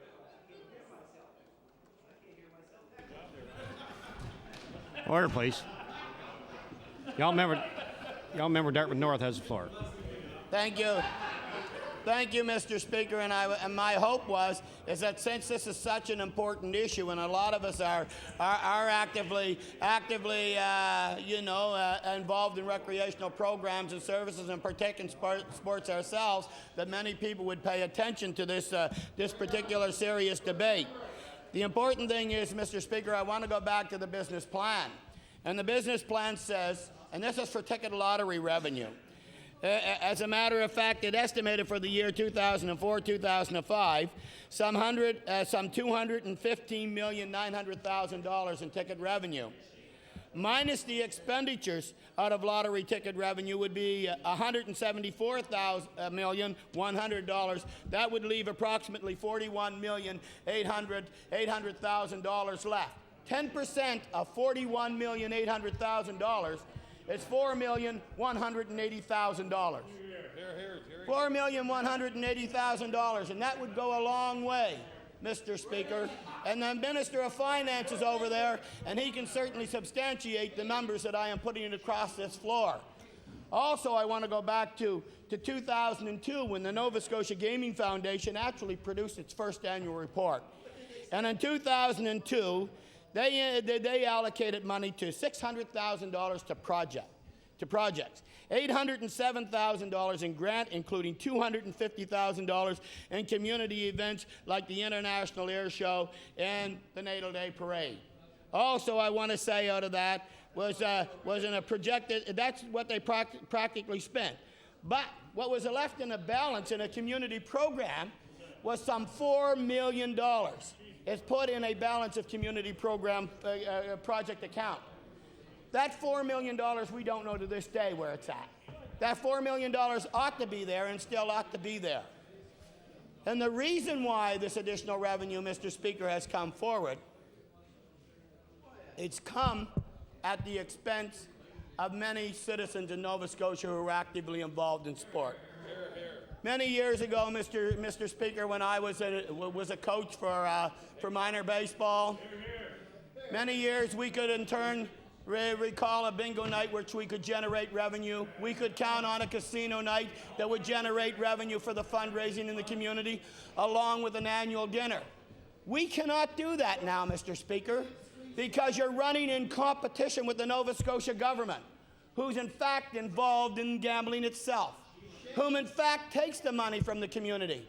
And that Minister of Finance over there can tell you the declining revenues in bingo, the declining revenues in personal ticket sales, the declining revenue also with respect to casino nights, entertainment nights that are put on by people who are left at the whim of the private sector and their community now to try to generate what very little dollars they have in order to run sport and event programs.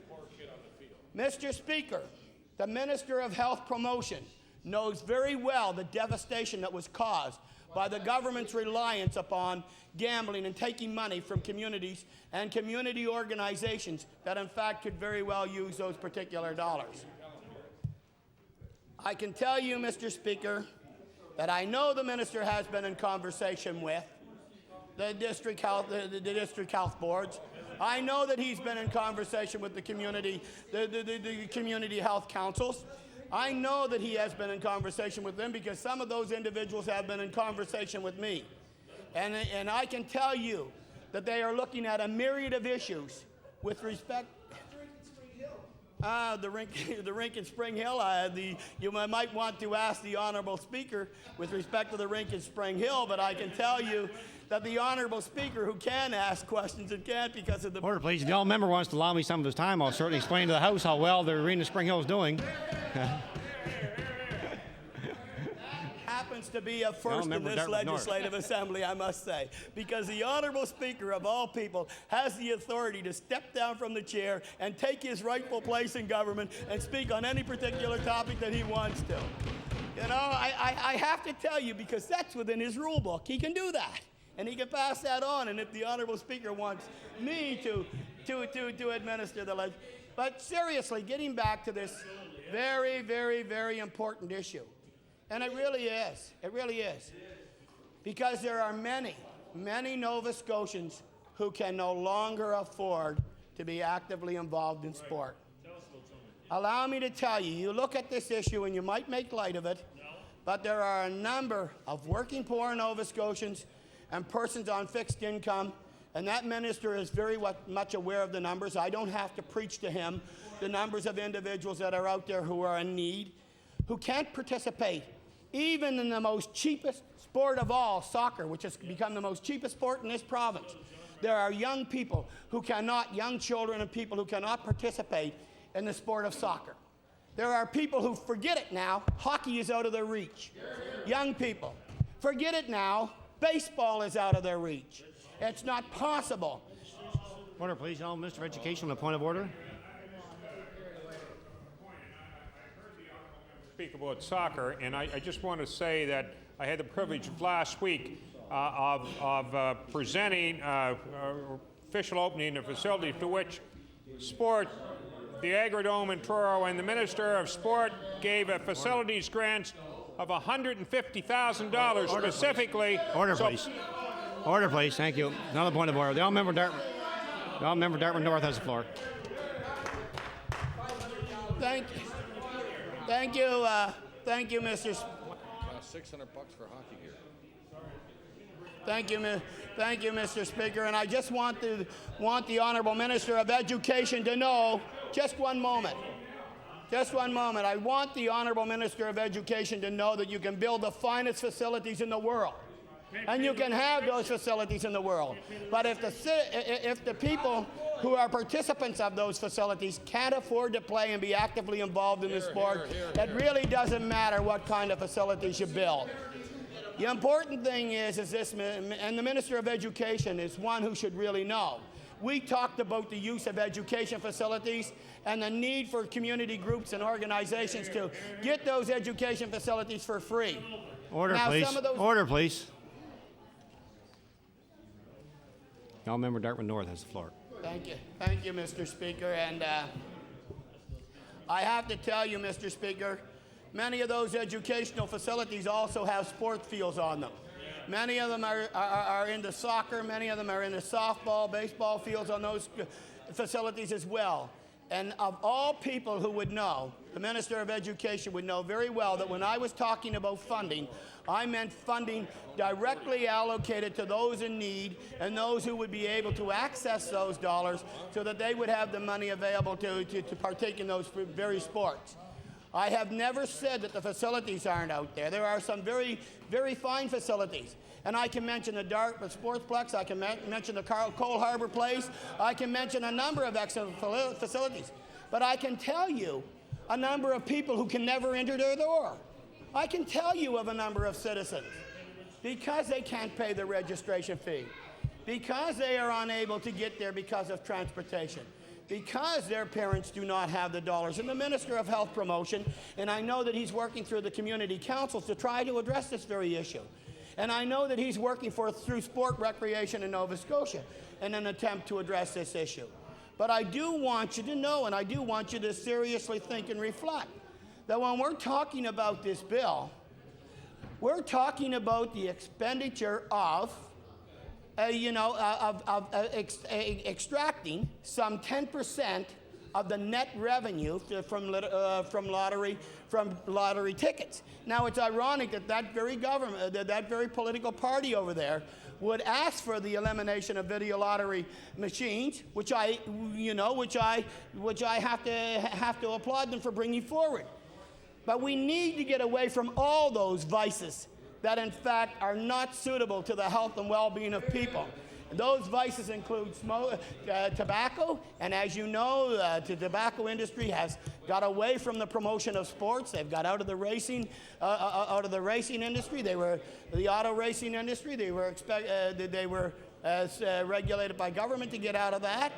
As a matter of fact, we also know that, in fact, liquor, beer ads, and so on and so forth are removed to a certain amount of youth promotional programs. All these things, and now gambling is another way of, in fact, Mr. Speaker, of getting out of that particular vice as a way of generating revenue for the healthful well-being of Nova Scotians. I think that this is a matter of priority of government. I think that we should not have to rely upon the 10% tax dollars from the ticket revenue to provide a comprehensive sport, recreation, and facility program in this province. And I would certainly hope that, in fact, Mr. Speaker, the minister hears the message, and it's too bad that we did not pay the kind of serious attention to the debate of this bill that we should have paid. Thank you. I recognize the honourable member for Halifax Citadel. Thank you, Mr. Speaker. And I don't know about you, but the sound of vigorous debate about the issue of whether or not we should invest more in sport and recreation is long overdue in this chamber, and I don't know how you feel, but it's pleasant to hear the discussion, and it's pleasant to hear the impassioned pitch that the minister responsible for the Office of Health Promotion has for this. As a former physical education teacher and someone who I know has been quite active in various sports at a competitive level, I know how much the minister responsible for the Office of Health Promotion actually cares about this issue. This is an issue that I think all members of the House are coming to recognize is truly one that should have deserved more attention in the past. The minister spent some time suggesting that there was inaction during the Liberal term, and frankly, he's right. There was inaction during the Liberal term. There was inaction during the Conservative term before that. There was inaction for a long period of time. It's interesting to note that the research, however, in relation to this, Mr. Speaker, has really surfaced in the last 5 or 6 years. It is in the last 5 or 6 years that research has come out to suggest, and I'll refer to a bit of this. In the year 2000, in Edmonton, the Edmonton Sports Council found that an investment of $1 in sport brings a $22 value in return. In the year 2002, in relation to Nova Scotia, GPI Atlantic found that adding direct and indirect healthcare costs, the total economic burden of physical inactivity in Nova Scotia is estimated at $354,000 annually. In the year 2000, the Center for Disease Control reported students who participate in interscholastic sports are less likely to be regular and heavy smokers, drug users, and more likely to stay in school, have good conduct, and high academic achievement. And again, from the Center for Disease Control, they reported that studies have found participation in physical activity increases adolescent self-esteem, reduces anxiety and stress. These are all issues, Mr. Speaker, that perhaps we knew through common sense. Certainly the Liberal government before this should have known through common sense, but this is an area where there has been great neglect. And the issue that this government and the minister doesn't fully come to terms with is the gravity of the problem here in the province that we love, Nova Scotia. We have perhaps the least active of all young people in the entire country. We have the second worst obesity problem amongst our young people. We invest less money in sport and recreation than we take out through taxes in this province. The problems of physical activity in our school system through physical education are recorded over and over in this chamber. Now, this minister and this government does deserve some credit, and I would like to stress that, for example, with respect to scoping out a vision for health promotion and population health, the vision, at least, that was put forward in the Red Chamber just recently is one that's supportable. It, however, falls far short of recognizing the gravity of the problem. Kids sport, a wonderful investment. We need to invest more money in kids sport to make sure that access to sports is more available to young people. The research tells us over and over that an investment in somebody's activity in a sport or a hobby that they love is the single greatest investment that one can make to ensure that they don't get involved in things like crime, to ensure that they don't have unwanted pregnancy, that they're not on social assistance, that they, over the long term, are successful in life. This is the vision piece that we need to recognize in a province that has perhaps the greatest challenge in terms of physical activity of any other. In terms of taking credit for spearheading this, I would take exception with the member's response. Obviously, credit is due for what's been unveiled. But we'll recall back in December of 2002 when the Office of Health Promotion was first announced, it was clear that it wasn't even an office, didn't have a budget, didn't even have a nameplate on the door at that time. And it took a year and a half before this came out, and I think it's noteworthy that the Liberal Party was the party in early 2002 that began to talk about the importance of health promotion and how we need to address this problem. Now, we have failed in the past, but that doesn't prevent someone from making corrections in the future. The size of the problem that we have is great. The investment that has been made, and the minister refers to the $3.6 million new dollars that are being put into the health promotion agenda. Order, please. Honourable Member for Kings North on the point of order. Honourable Member entertain a question. Would the Honourable Member for Halifax Citadel entertain a question? Yes. Yes. The Honourable Member Kings North on a question. Thank you very much, Honourable Member. And I appreciate your comments in support of the initiative undertaken by my colleague. But one of the problems with physical inactivity is the extensive use of television and now compounded by the internet. I was wondering if you had any thoughts on that issue. I'd like to hear your comments. You're asking me? The Honourable Member for Halifax Citadel. When the minister unveiled this proposal and the vision, they recognized that this is a broader issue than just simply involving people in sports or saying to them that you shouldn't smoke. This is a multidimensional problem that requires a comprehensive response, and I am encouraged by the executive director who has been put in place. Scott Logan is recognized nationally as a person with clear vision who understands the nature of the problem and the steps that need to be taken. The issue that I take with the government's position is that there hasn't been a sufficient investment, that we have, on the whole, taken baby steps. The minister makes reference to the $3.6 million increase. GPI Atlantic recently recorded that out of the healthcare budget, less than 2% of the total budget goes to illness prevention and health promotion. When one looks at the $233 million of increased healthcare spending and the 3.6 beside that for improving health promotion, it comes in again at the status quo of about 2% of the investment that we're making going toward health promotion. So in terms of improving things, the $3.6 million is really more of a status quo. It comes with a vision. It comes with an investment, a concrete investment in some new things like kids sport. But it doesn't take the dramatic steps that are required for us to really deal with this problem. Now, the minister may be familiar with the research that goes with some of these issues. That includes research done out of Ontario by a Professor Offord, who is internationally recognized as someone who has determined that if we are to involve our young people... Order, please. Order, please. There's too much noise in the chamber. I'd ask fellow members, if you have to talk, to please go outside the chamber. Goodbye. Y'all member for Halifax Citadel.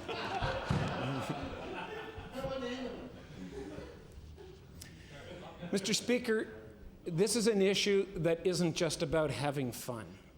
This is an issue that goes fundamentally to how we treat our young people and whether or not we give young people an opportunity. It was fun, certainly for me, to be involved in sports. But when I go to communities around Nova Scotia and I see the failure for us to invest in simple things like infrastructure, in bike paths, in all the things, many of the things that are available in other communities, I recognize that we have failed our young people, we have failed ourselves. Just this past week, I was in a community in the United States that is the same size as Halifax, that's serving the same population size, that has several universities just like Halifax does. And in one campus in that city, they had a stadium that seated more people than the Sky Dome. They had a football field that was indoors and a full football field. They had a tennis facility just at that university with over 20 courts. People were active. They had a baseball stadium with a full stadium and lights. They had a softball stadium that was separate. They had a soccer stadium as well. That's the kind of investment that is being made in other places. And what do we find here in Nova Scotia? When we compare ourselves to the province of Saskatchewan, we have approximately half as many young people involved in sports as Saskatchewan, which has about the same population as us. And what do we find about our investment in sport? Well, in Saskatchewan, they spend about $13 million in sport development. And in Nova Scotia, we spend about $3 million in sport development. And where did they find that money? Well, as it turns out, through lottery ticket money. Back in the 1970s, we started lottery tickets for the 1976 Olympics. And everybody remembers the $1 million, perhaps the minister responsible for health promotion may not, but everyone was to win $1 million, or not everyone, a lucky Canadian was going to win $1 million when the lottery ticket was picked for somebody. And then, before you knew it, there were 10 lottery tickets that were drawn for $1 million each. And over time, this was intended and disguised as a promotion of sport because it started with the Olympics. But what happened over time? And I attribute responsibility to different governments with different stripes. The money was clawed back over time until it practically has disappeared.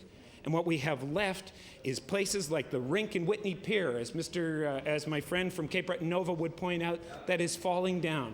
We have places where the challenges like your... Order, please. The honourable member only has about 20 seconds. So the honourable member for Halifax Citadel has about 15 seconds Mr. left. Speaker, I know that Sorry, about a minute and 15 seconds. Thank you. The interests of the people...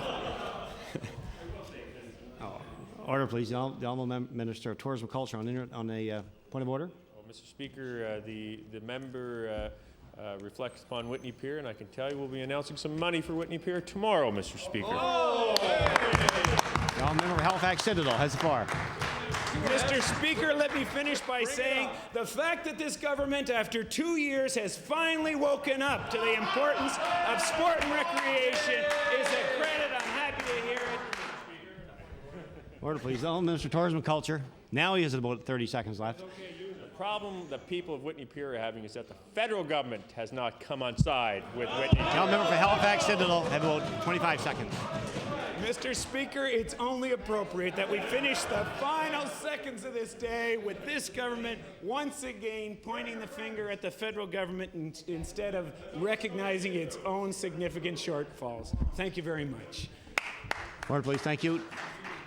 Time allotted for opposition member business has expired. The Honourable Leader of the Liberal Party. Thank you, Mr. Speaker. That completes our business for today. Thank you.